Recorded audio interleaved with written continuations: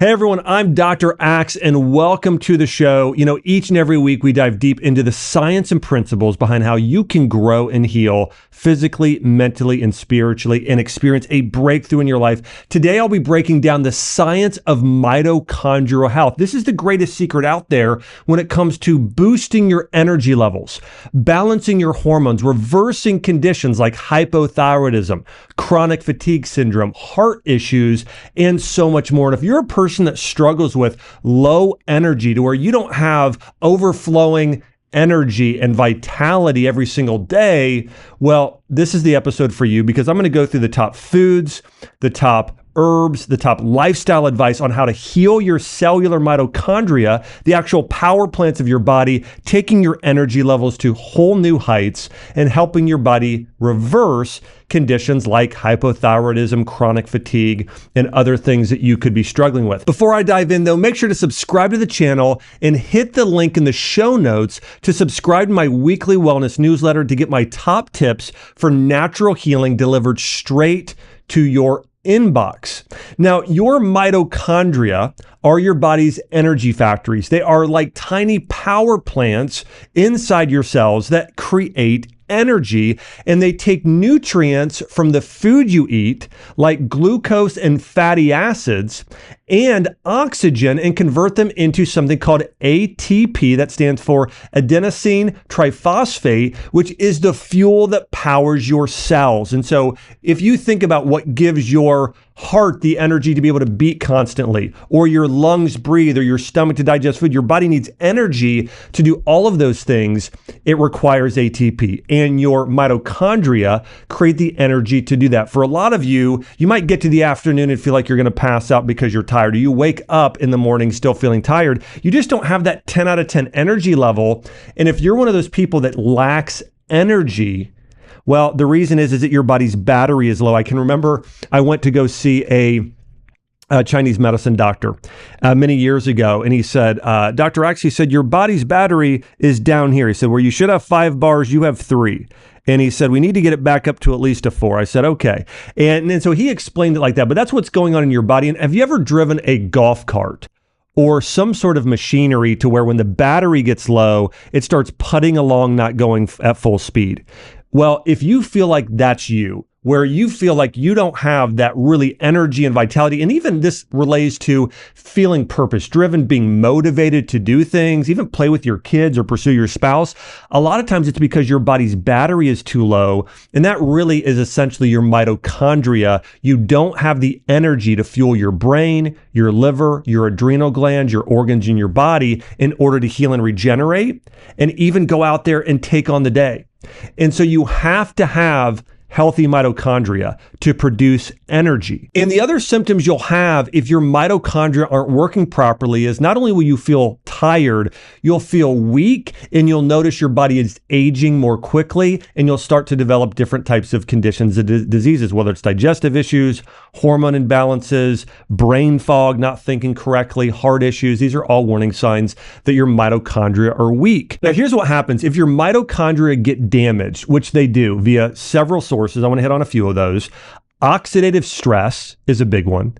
Inflammation, or what we call inflammaging, where your cells start to age. Those are probably the 2 primary ways your mitochondria get damaged. And with oxidative stress, it tends to be related to there's too much stress on the tissue. It could be via injury. It could be via toxins. It could be via lack of antioxidants in your diet. Now, when that happens, they're not protected. Your mitochondria aren't protected, so they get damaged. And the other thing along with oxidative stress is that inflammation that could be related to your gut microbiome, not being healthy, having a condition like leaky gut. It could be just chronic inflammation from a poor diet, like eating too many sugar and seed oils. These are the things that tend to really damage our mitochondria. Now, here's another surprising one. Not feeling loved or not having a purpose in life. That actually fuels your mitochondria as well. So if you're depressed and anxious because you don't feel like you know your life purpose, or you don't have a sense of safety and having a strong community around you, even those things spiritually and mentally also affect your mitochondria, according to ancient thought and recent medical studies. And so if mitochondria are damaged, again, due to toxins, aging, poor fuel sources, your energy production slows down, and the city, which is like the cell, starts to malfunction, leading to fatigue, disease, and early aging.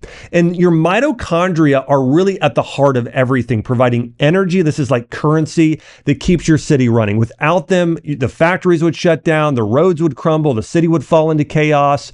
Keeping these power plants, your mitochondria, healthy with good fuel via nutrition, clean air via oxygen, and regular maintenance via things like exercise, certain forms of fasting, antioxidants, ensures the city remains thriving forever, and also puts your body in a place where your mitochondria have enough energy to reverse medical conditions and regenerate your body.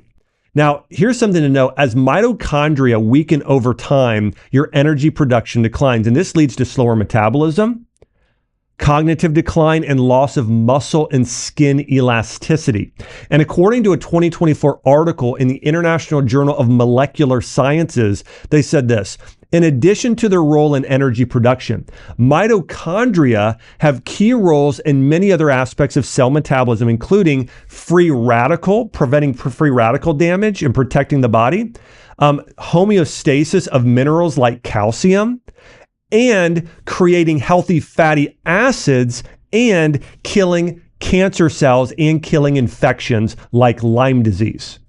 So your mitochondria, if you are suffering with issues related to electrolyte balance, as we talked about, aging too quickly because you don't have enough antioxidants, your body not creating enough fatty acids like butyrate, which is critical for gut health and fighting IBD, and your body fighting off cancer infections like long COVID, mold exposure, Epstein-Barr, or as we mentioned, even things like Lyme disease, your mitochondria are responsible in the primary components of your body that help you heal and fight off those things.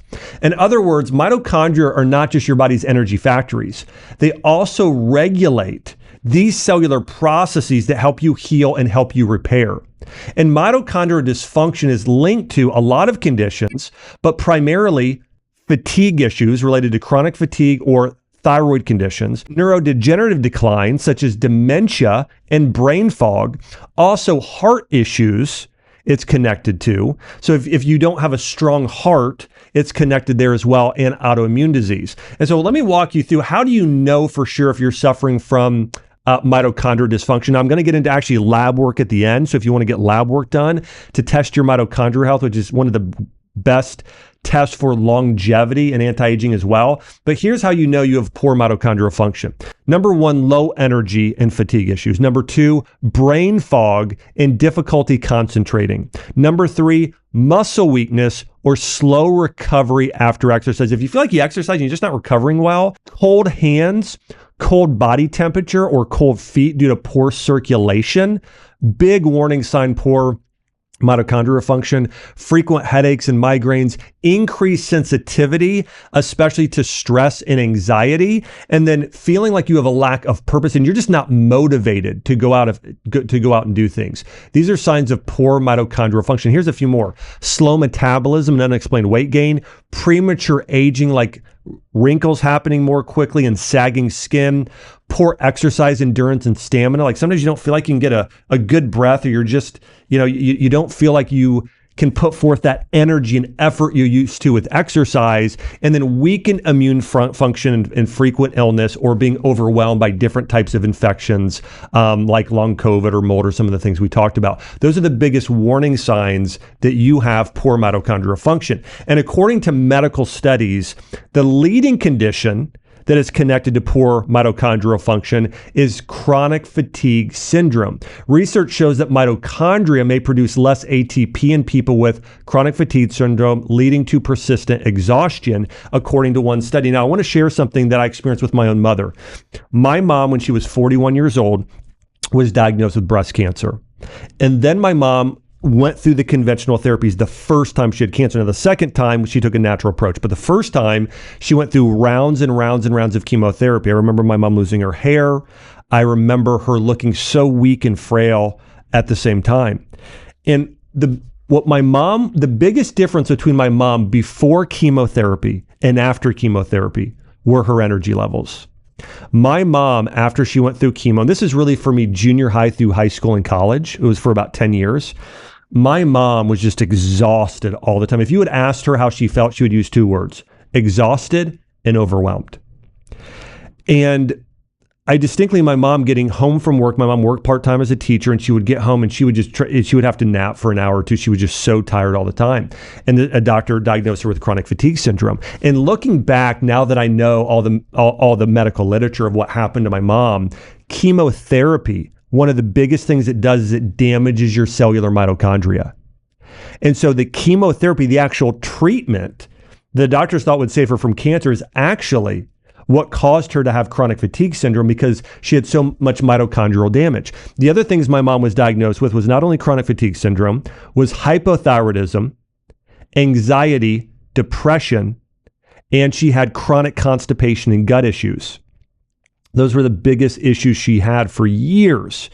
And so what we did the second time we went and started fighting her cancer naturally is we had her start juicing vegetables, had her start doing organ meats, had her start doing berries, medicinal mushrooms like reishi, lots of turmeric. We started doing a lot of things that now, looking back, I didn't know the science around mitochondria then, but we had her follow a very specific diet that now I know helped her rejuvenate and heal her cellular mitochondria. And my mom would tell you the biggest difference in terms of how she felt when she fought cancer the second time and we really repaired her mitochondria was she had energy.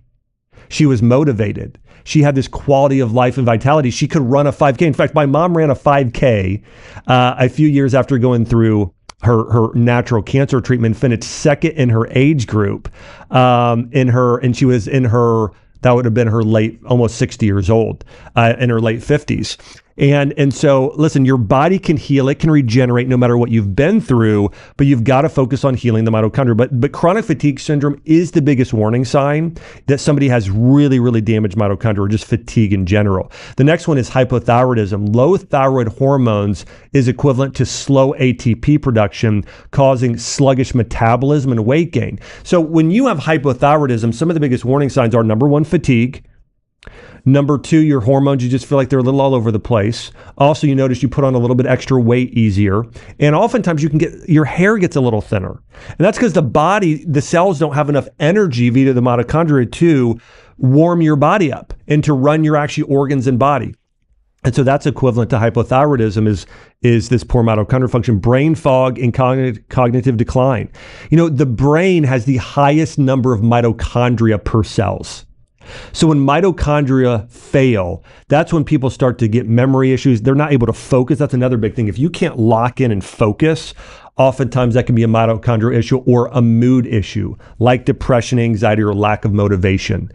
These are signs of mitochondrial dysfunction. Heart disease is a big one. The heart is the most mitochondrial dense organ in the body. Weak mitochondria lead to poor circulation and an increased risk of heart disease. In fact, there is a term for this. It's called mitochondrial aberration, and it's widely considered an early hallmark of heart disease. The next would be autoimmune disorders. Mitochondrial dysfunction has been linked to conditions like lupus, multiple sclerosis, especially when somebody has low energy and chronic inflammation.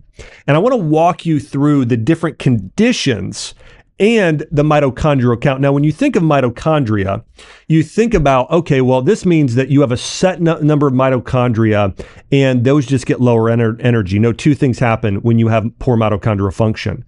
One, the mitochondria that you have, their batteries get lower. But the other thing that happens is your body actually has less mitochondria.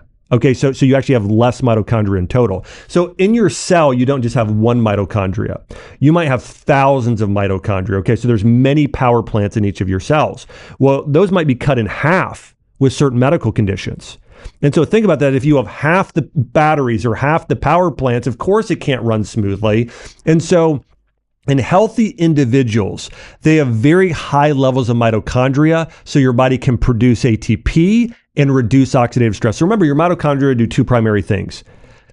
They produce energy and they lower oxidative stress on the body, which keeps you aging slower. Now, if somebody is aging more quickly, we see around a 10 to 50% decline in their total number of mitochondria. So that's lower ATP and increased oxidative stress. In chronic fatigue syndrome, they found in a medical study, they had a reduction of around 30 to 50% less mitochondria. That is a lot. So think about it. You kind of have somebody with chronic fatigue syndrome, and they literally, their body is putting out only 50% of the amount of energy as somebody else that's healthy. I mean, of course, somebody's going to be fatigued and tired. So this is really a severe ATP deficiency as we see in chronic fatigue. Now, type 2 diabetes, here's another big one.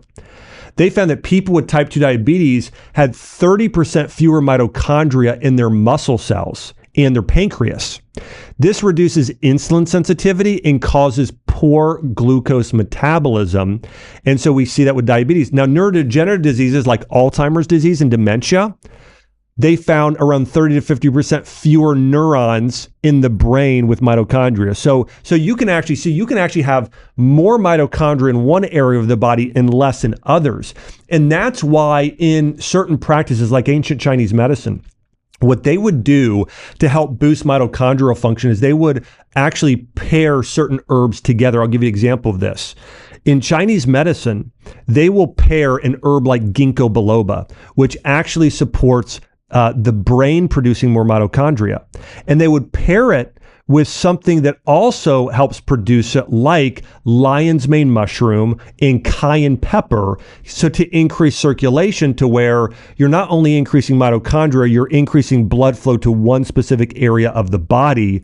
And so this is why oftentimes using not only one supplement or one herb or product, but using multiple together, you'll get better results.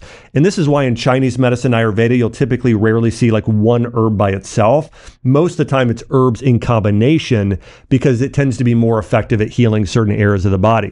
Cardiovascular disease, they found heart muscle cells have 40% fewer mitochondria. This weakens heart function. In cancer, this varies. And most of the time, some tumors have less mitochondria, but some have more. And that's actually some unhealthy cells can actually have more mitochondria, which is why the cancer cells can multiply in something like metastatic cancer. And this is a total there's a different way of treating that we may touch on in future episodes. So let me go through what causes mitochondrial damage and the biggest things. Well, according to medical research, this may surprise you, but the number one biggest thing that causes mitochondrial damage is poor sleep. Your mitochondria in your body repair themselves during sleep, specifically deep sleep.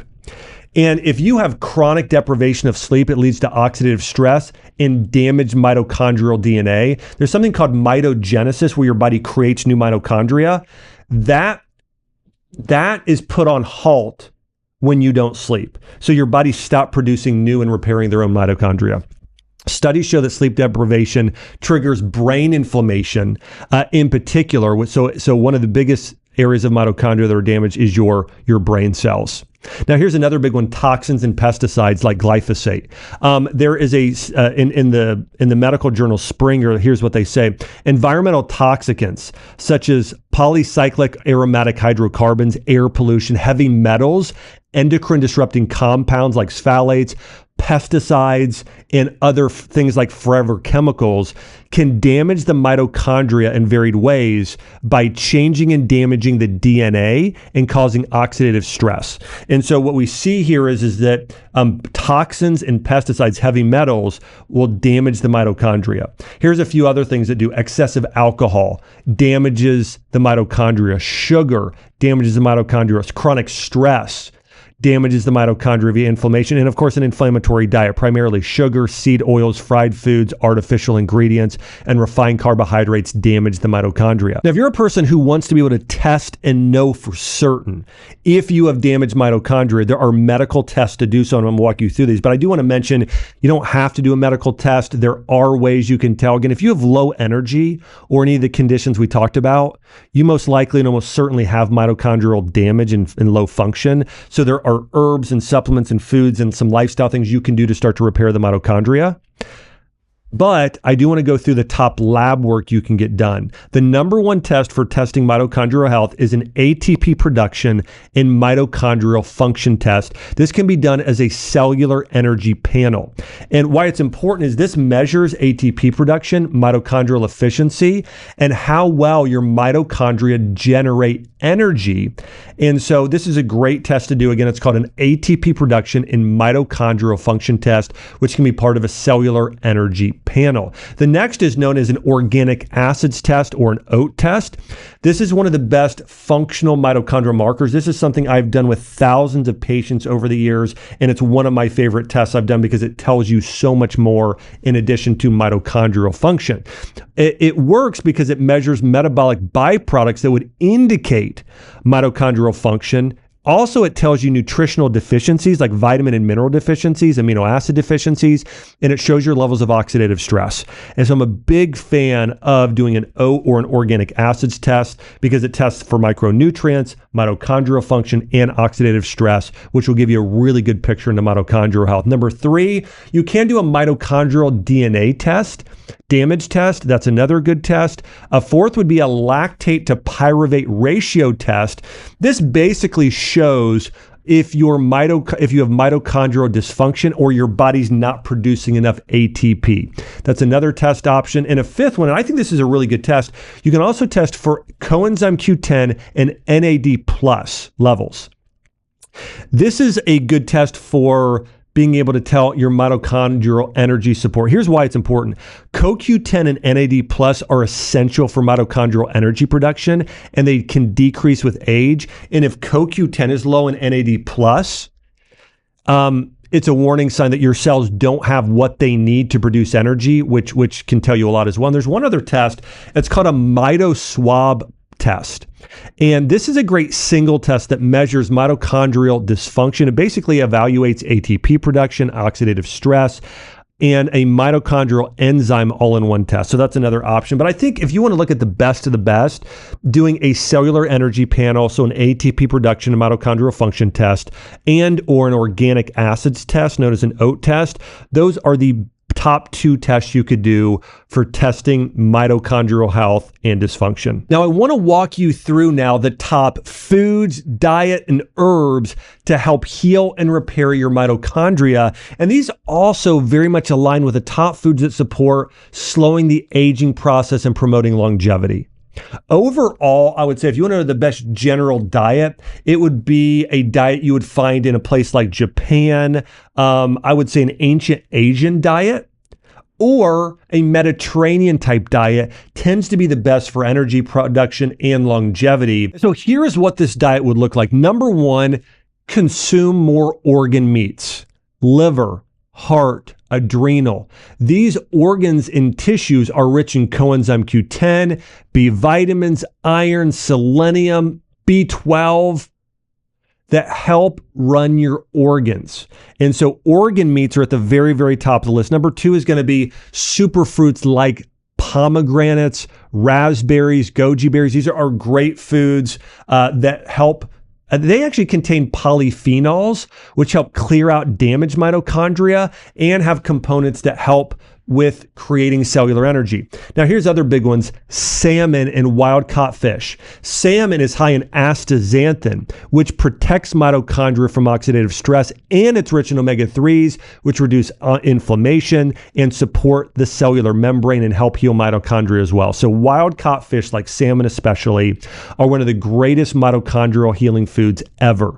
Extra virgin olive oil provides healthy fats that support mitochondrial function. Leafy greens contain antioxidants that fight mitochondrial damage. And then herbals can be great too, and I'll get into some of those specific herbs in a minute.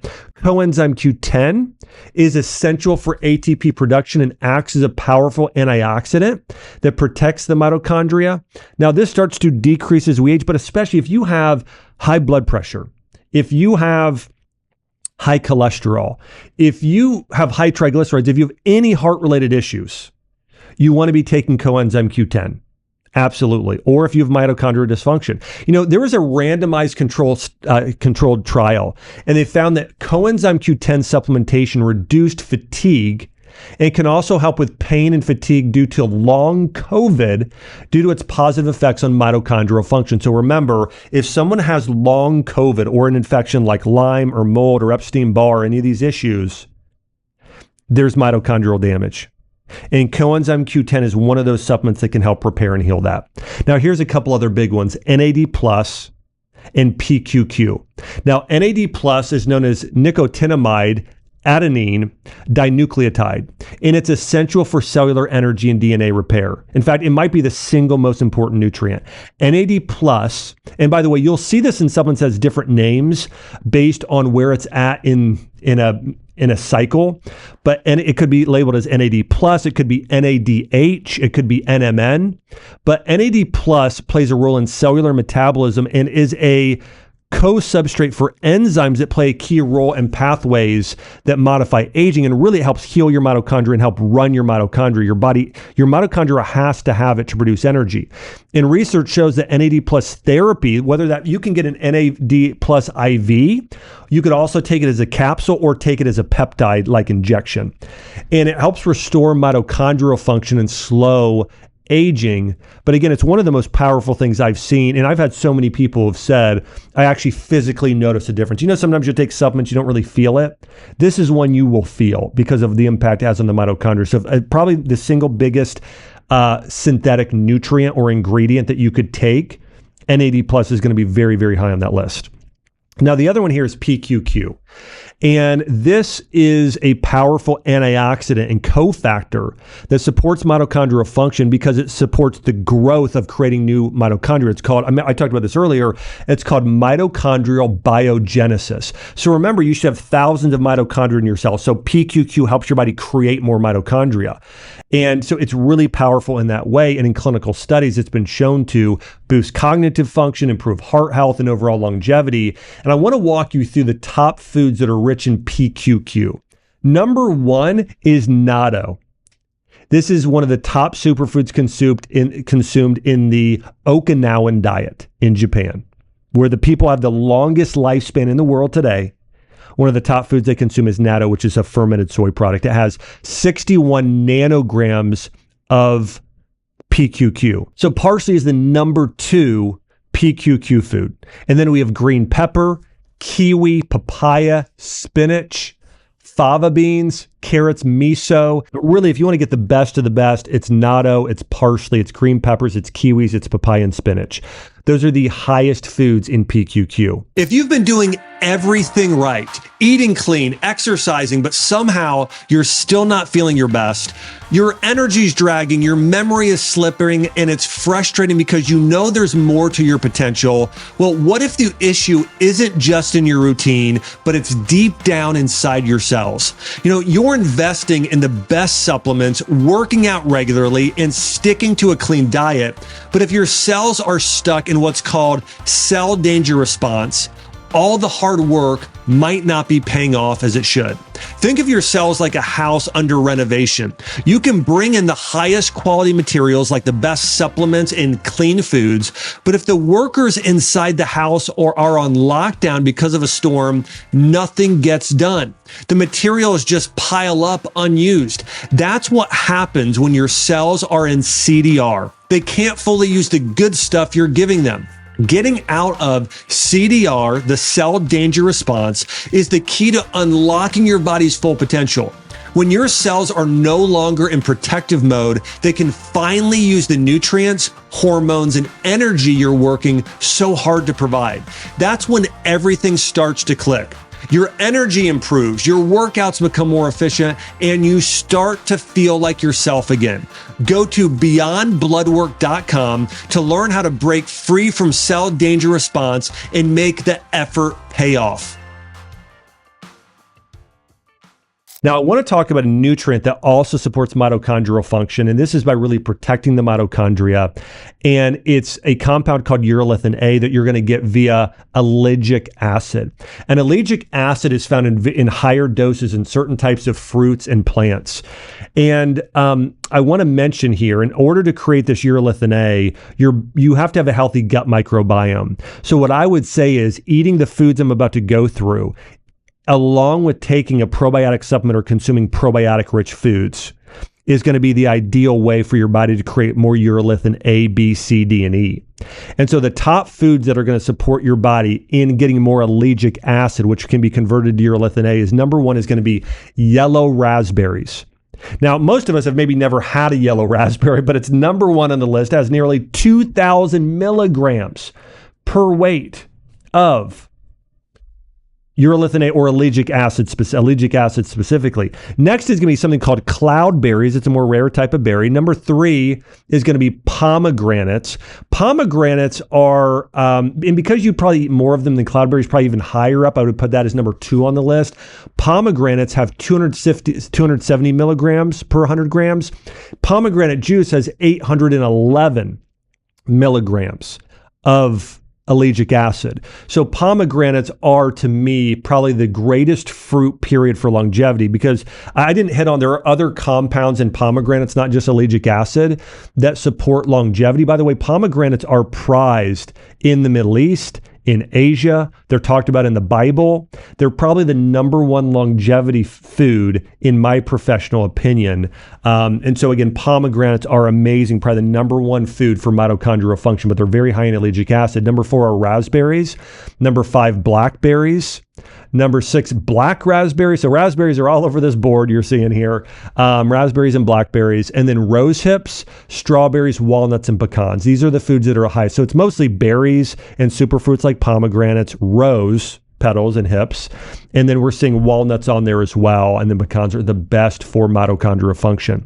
And then there's another compound I want to mention here. It's called L-carnitine. This is an amino acid that helps transport fatty acids into the mitochondria. So it is critical for mitochondrial function. And a lot of endurance athletes will also supplement with L-carnitine because it's so good for mitochondrial health. This is found as well in organ meats like heart. And so that's why one of the reasons why heart is so beneficial is it has carnitine. I believe it has taurine. It has creatine. It has, a lot of these compounds we've talked about, like coenzyme Q10 as well. So that's a very amazing organ for supporting mitochondrial function. And remember, we talked about this earlier. There's an ancient Chinese principle, and it's like supports like. So remember, we said as an organ, heart contains the highest levels of any tissue in your body of mitochondria. So think about how important your heart is and how much it has to beat and how much energy it produces. The heart is like a battery for your body as well. Well, it has the most mitochondria. So if you're eating the heart of an animal, that's probably the greatest animal-based product for supporting your own mitochondrial health. So if you have low mitochondrial energy, eating more heart is very healing and healthy. Now, in terms of vitamins and minerals, B vitamins are critical, especially vitamin B12, B6, B2, and B9. B vitamins act as coenzymes in mitochondrial energy metabolism. B vitamins are crucial for converting carbs and fats and proteins into ATP for energy.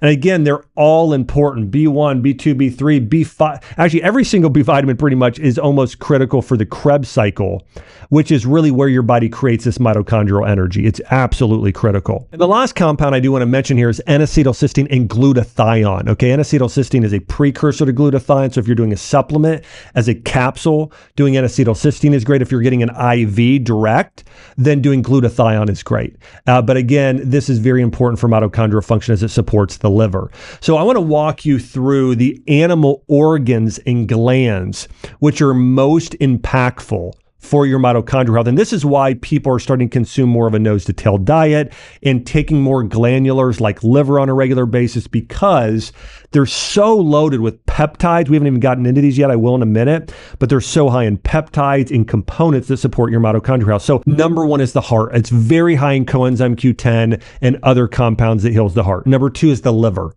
Liver is also high in, second highest in CoQ10. It also has iron. It also is high in B vitamins, also has creatine in it. It's great for healing and repairing your cells. Number 3 is kidneys. The kidneys contain B vitamins that support mitochondrial function and selenium. Number 4 is brain. Brain is high in phospholipids and omega-3 fatty acids, which are crucial for mitochondrial health and cell membrane health. Spleen offers iron and antioxidants and things that support immunity. Number 6 is adrenals. Consuming adrenal glandulars contain the highest concentrations of vitamin C, cholesterol, and other healing components that support ATP synthesis and function. Now, I want to walk you through peptides. Now, you might be familiar with GLP-1 and things like BPC 157, but I want to hit on the top peptides you can consume that both promote longevity and support mitochondrial function. And the first one is called MOTS-C, MOTS-C. And it's a unique mitochondria-derived peptide that plays a key role in regulating energy metabolism and cellular resistance. It enhances your sugar and glucose uptake and fatty acid oxidation, which helps the body generate more ATP while reducing stress on the body. And research suggests that MOTS-C may improve endurance, insulin sensitivity, and longevity by mimicking some of the benefits of exercise at the cellular level. So this is one I've recommended for people that want to age more slowly and that we know have mitochondrial dysfunction. Here's another big one. SS-31. This is a powerful antioxidant peptide that studies show directly targets and protects the inner mitochondrial membrane. So with the first one, MOTS-C really supports and energizes your mitochondria. SS-31 protects your mitochondria from damage, which allows it to work more efficiently.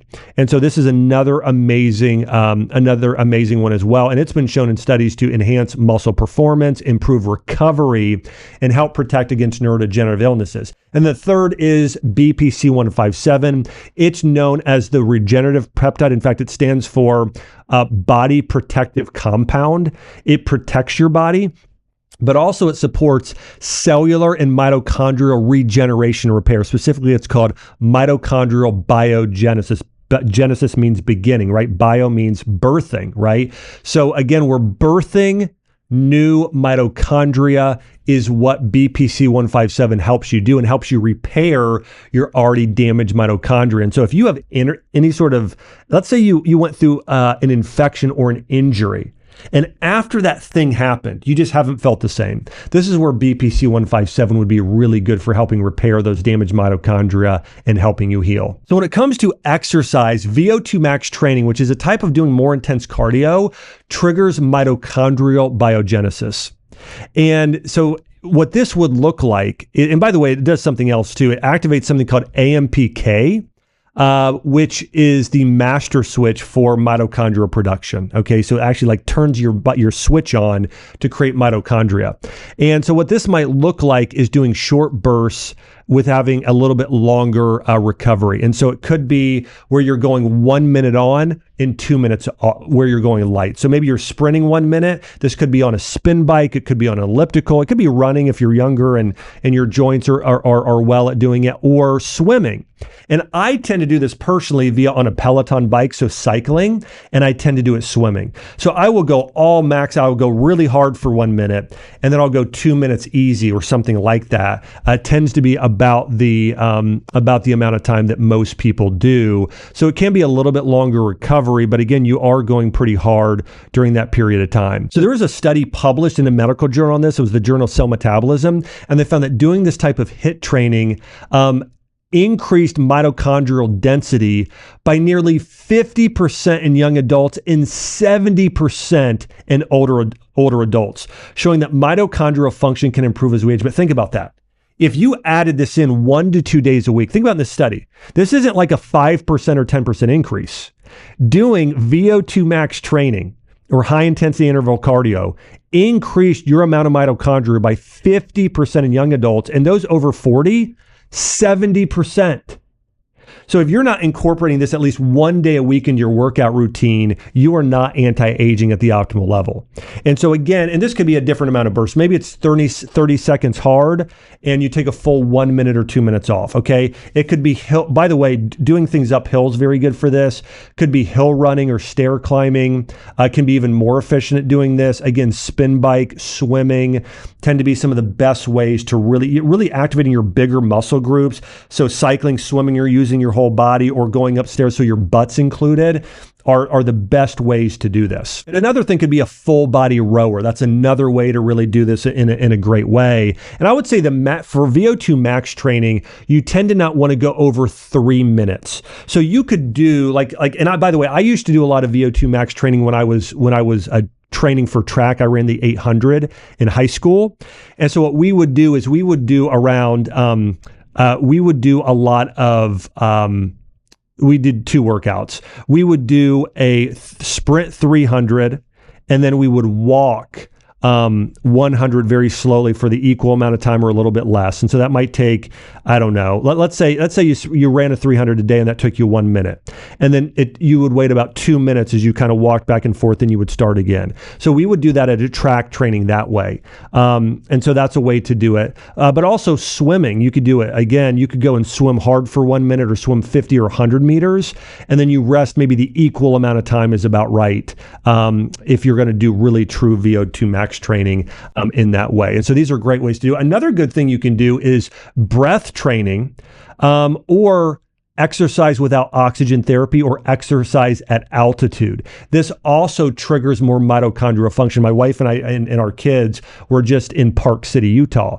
And so I would go up there and I would rent a bike, and I would do sort of light mountain biking in that way and do some VO2 max training, or I would hike up a hill. Sometimes I would walk down backwards. If it was steep, I wouldn't walk down backwards because I didn't want to fall, I didn't want to fall backwards down a hill. But there are different ways you can do this and incorporate it. Now, I want to talk about a few other ways to improve mitochondrial health. And one is red light and infrared light therapy. Near infrared light stimulates mitochondrial energy production, and it's been shown to reduce inflammation, boost circulation, and enhance brain function. And a study published in the Medical Journal of Neurology found that red light therapy can reverse mitochondrial damage in patients with Alzheimer's disease. It's really powerful. The other therapy I love for supporting mitochondria is hyperbaric oxygen therapy. Hyperbaric oxygen increases the amount of dissolved oxygen in the blood, directly impacting mitochondria, which use most of your body's oxygen. And while short-term hyperbaric oxygen therapy may actually temporarily increase oxidative stress, long-term treatment has been shown to enhance mitochondrial function and reduce oxidative stress by boosting all of your antioxidant defenses, because oxygen, when it's driven deep into your cells, actually it acts as an antioxidant for your body, which is also why it fights cancer and can reverse neurodegenerative diseases. It can fight infections, speed recovery. Hyperbaric oxygen therapy, especially in a hard chamber, is incredibly powerful for this. Number 4 is cold exposure, cold showers and ice baths. Now, I want to give you a fair warning. You don't want to overdo it. If you've never done it before, start with a cold shower before doing a cold plunge and just do it for 1 minute and then heat it back up again, your body back up again, okay? Now, studies show that cold exposure activates brown fat, a mitochondrial-rich tissue that burns fat for energy. So we know that it can help that via something called hormesis, which is stressing your cells in the right way. But think about it like this. You don't want to walk into a gym and immediately start trying to bench press 500 pounds, okay? You're going to hurt yourself.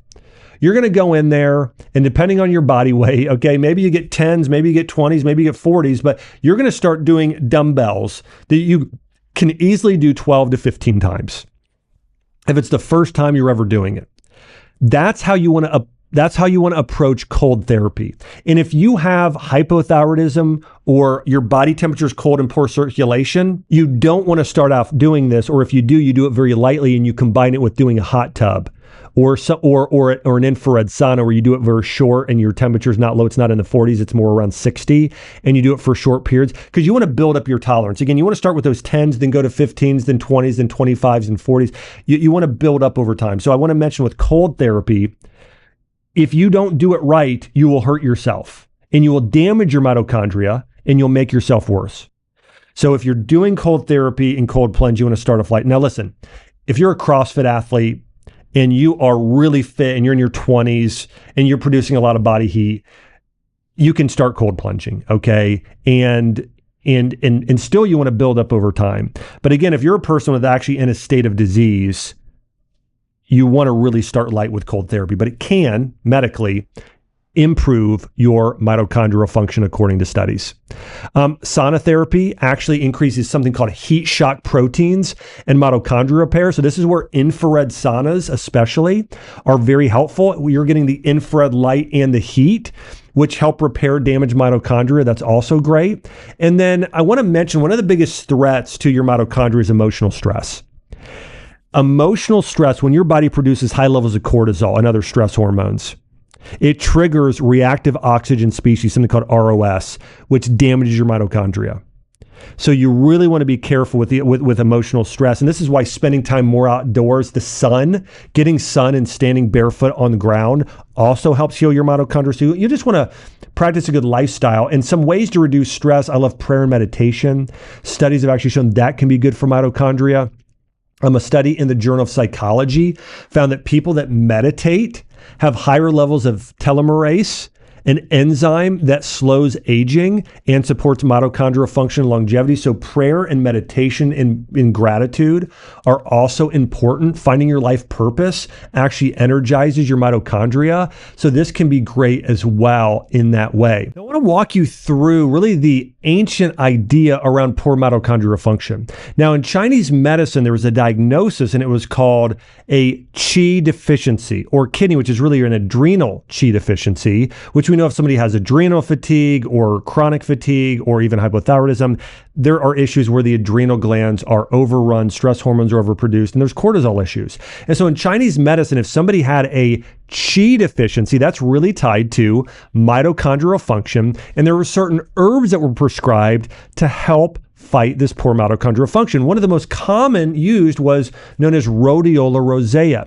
And rhodiola is an adaptogenic herb that improves ATP production and your resilience to stress. In fact, it's been used in traditional Chinese medicine and Russian medicine for centuries to enhance stamina and fight fatigue. Another big one are cordyceps mushrooms. These have been shown in clinical studies to boost ATP levels, enhance oxygen uptake, and increase endurance. This was used widely throughout Chinese medicine for something called a lung qi deficiency and kidney qi deficiency. Again, that word qi there is very much tied to ATP health and production and mitochondrial health. And then we've got matcha green tea. Matcha is rich in EGCG. It's a powerful antioxidant that protects the mitochondria and also contains L-theanine, which enhances cognitive function and focus. So matcha is another superfood that's great for mitochondrial health. And you think about matcha, cordyceps, rhodiola, these are all energy enhancers, qi enhancers that are great for mitochondrial health. And I want to go through my list of the top 12 herbs for boosting mitochondrial function throughout history. Number one is ginseng or Panax ginseng. This enhances ATP production and mitochondrial function as well. Number two is resveratrol. Now I want to say resveratrol is very different than ginseng. Ginseng actually energizes the mitochondria, where resveratrol protects the mitochondria and helps the body create more mitochondria themselves. Another big one would be curcumin. This reduces inflammation and oxidative stress, which protects mitochondrial membranes. Number four is quercetin. Quercetin has been shown to be effective against long COVID. It's found in high levels in onions and apples and supports mitochondrial biogenesis. And then another one here would be parsley. Again, this was used, as we've talked about, parsley or nattokinase as a supplement, or even coenzyme Q10, but parsley in particular is vital for mitochondrial and electron transport chain function. And then, as I mentioned, rhodiola rosea. This improves ATP synthesis, very similar to ginseng. Ashwagandha is another one, very similar to rhodiola and ginseng in improving the energy of the mitochondria. And then ginger would be on that list, very similar to turmeric. 9 9 would be reishi mushroom. This has been shown to enhance mitochondrial function. Number 10 are cordyceps. Number 11, green tea. And number 12, I'll just mention adaptogens in general, like schisandra and astragalus. These are herbs that also support your mitochondrial health. So remember, your mitochondria, listen, they're powerful. They are the power plants of your cell. And I think most people are aware, if you're fairly educated in health at this point, that your mitochondria make ATP and run the energy of your cells. But I also wanted to mention quite a few other things that your mitochondria are responsible for. Not only do they create energy via ATP, your mitochondria actually make water. They make CO2, they make infrared heat, they make ROS, reactive oxygen species, they make pregnenolone, which is a type of hormone you need for anti-aging and for hormone balance. They make melatonin to help you sleep better. They regulate autophagy, so they help clean up and recycle damaged cells. They regulate apoptosis, so they fight cancer. They regulate something in your body called cell danger response, which is really critical for overcoming chronic infections like long COVID and Lyme and mold issues. They also support cellular communication and protect your DNA. So mitochondria, yes, they produce energy, and it's probably their most well-known function, but they do so much more than that. And remember what we talked about, boosting your mitochondria is connected to your brain and your body, mind, and spirit. So working on being grateful, on prayer and meditation, having a purpose, that strengthens mitochondria. We also see your lifestyle is really key. We see things today like doing some intermittent fasting can help, ketogenic diet, interval training or VO2 max training, infrared light heat, doing some cold and heat, like cold plunges, diet, taking herbs, all of these things can help stimulate mitochondrial function as well. So lots and lots of benefits there. And when we're talking about a diet that's optimal for mitochondria, it's really going to be wild caught fish like salmon. It's going to be doing some organ meats and just general healthy meat like red meat, like beef and venison and bison. Eggs can be great as well. So you're getting that healthy protein in meat. It's going to be a lot of berries and superfruits like pomegranate. It's going to be vegetables like spinach and carrots. It's going to be maybe even some beans, in particular fermented beans like natto and miso are going to be on that list. And then it's going to be healthy fatty acids, particular extra virgin olive oil, and then maybe some nuts like walnuts. I mean, that's the basis of the diet. And if you can follow that type of diet, your mitochondria are going to be healthy. And as I talked about earlier, there are certain nutrients that are critical for mitochondrial function. If you're missing any of them, your mitochondria can't work as well as it should. One of those is coenzyme Q10. We talked about quercetin. We talked about NAD+, also L-carnitine, creatine, PQQ, omega-3 fatty acids, and B vitamins are critical to mitochondrial function as well. We need all of these to be healthy. But if you're following the diet I talked about, it's going to be very helpful in healing your mitochondria. And so remember, your mitochondria are literally the power plants. They're the engines of your cell that light up the entire city, all your organs. If you have an organ issue, well, oftentimes it's a mitochondrial issue. We want to go to the cell and even deeper into the mitochondria of the cell in order to heal. And by the way, I do want to mention, I do have a virtual clinic. And so if you're a person who wants help, you can look up Dr. Axe, the Health Institute, or Dr. Axe Longevity Clinic and learn more about what I'm doing to kind of help patients recover and heal. But you can go to thehealthinstitute.com if you're a person who wants to learn more about how to heal your mitochondria, heal your hormones, and maybe find a practitioner that can help walk you through a very specific diet and plan to heal. If that's something that you are looking for and you're at that place in life. Hey, I want to say thanks for tuning in here to the Dr. Josh Axe Show. Remember, each and every week, we're diving deep into how to truly heal and regenerate your body physically, mentally, and spiritually. And I also want to say, make sure to subscribe. We have so many amazing people coming on the podcast, everyone from Mark Hyman to Lisa Bevere and others coming up real soon on the show. So make sure to subscribe so you don't miss a thing. Also, thank you for liking and loving this. And also, thank you all of you who are on mission with me for sharing this. This information for so many people can help transform their health and life. So no, just thanks. Thanks so much for being on the mission with me here as well. Hey, I'm praying you're blessed. I can't wait to see you on the next episode.